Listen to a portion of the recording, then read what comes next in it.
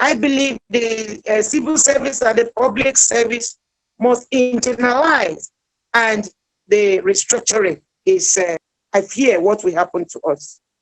So what you are saying, Honorable, is that there's a cultural bastardization.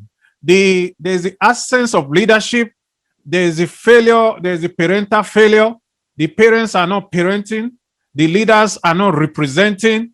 And so you think if it continues like this, it will seem that it's almost too late, because you talked about when you were leading and the kind of discipline that you will get from the home. The parents, your parents would say this, don't do this, don't do this, and they live for you.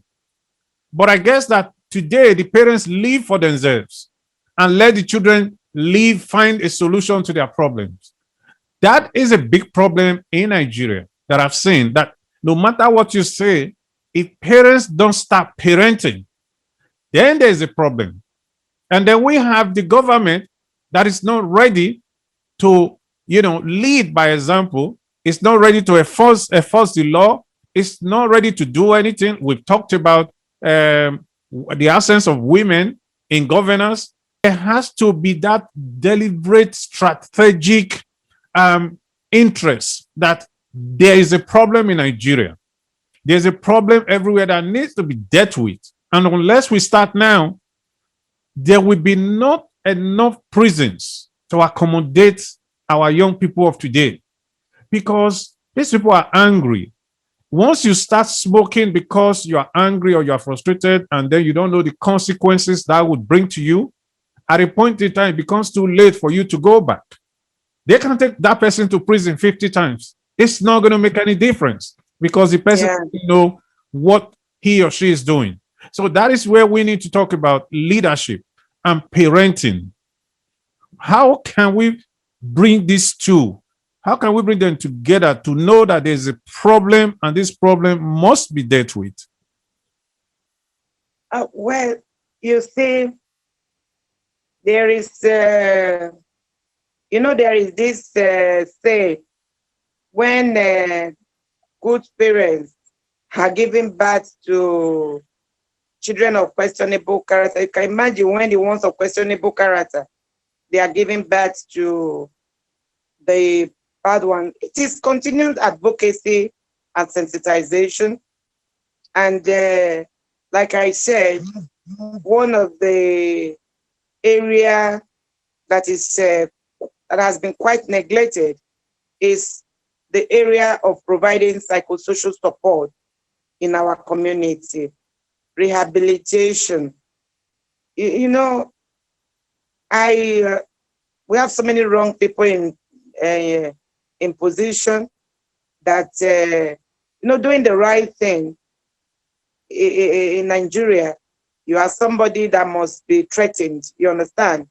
So we must have a system that is accountable, and like today, we have a weak system of redress. One beautiful thing that my ministry did, and with the support of His Excellency, was that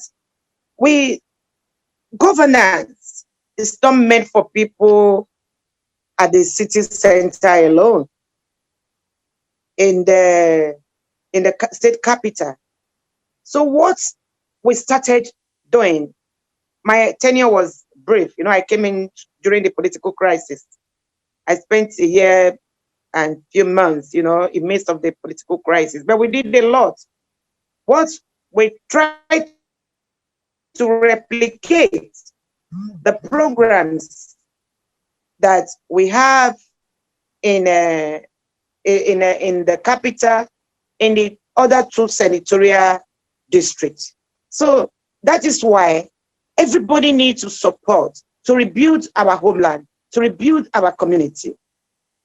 When we carry out programs, every time you see everybody come, they want to carry out a program on human trafficking, on gender-based violence, they are all concentrated in the city. I have always told them, no, Serious trafficking is taking place in the rural community. Gender-based violence is taking place in the rural community. The elderly in the rural community, they are neglected. The widows are neglected. The orphans are neglected. So what this administration was started was to anything we are doing in the capital. Of course, the capital will always get more attention, but we try to draw the attention of government to those rural areas, and we carry out such activities in selected rural communities because they should benefit from government. So it's continuous sensitization of our people. We go to the churches to speak to them, for them to be able to reach out to their people on the danger of drug, the need for parents to do the job God assignment God gave to them. It's not easy either for the parents. Like I said, the drug traffickers are the greatest problem we have